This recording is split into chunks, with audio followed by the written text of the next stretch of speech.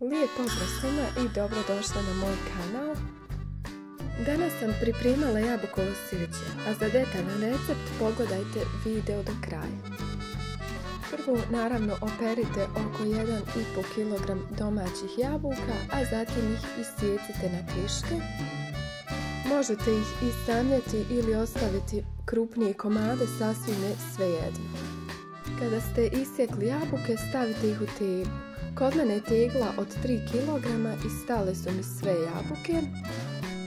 Povremeno i pretresite teglu kako bi se jabuke fino rasporedile. Isto bih vas zamolila da ukoliko već niste, da se pretplatite na moj kanal, da lajkujete ovaj video, podijelite ga sa prijateljima i tako podržite moj rad. Zatim sam pripremila 1 litar vruće vode.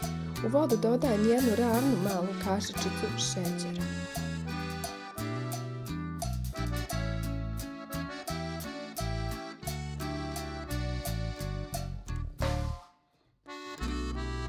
Vodu zatim dodajem u teglu sa jabukama.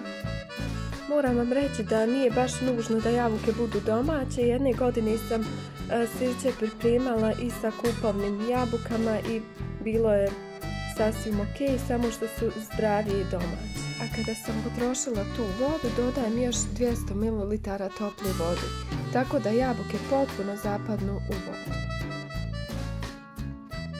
Ubrusom pokrijem teglu, možete ju pokriti i plastičnom folijom koju ćete izbockati ili gazom, ali nikako ne poklopcem.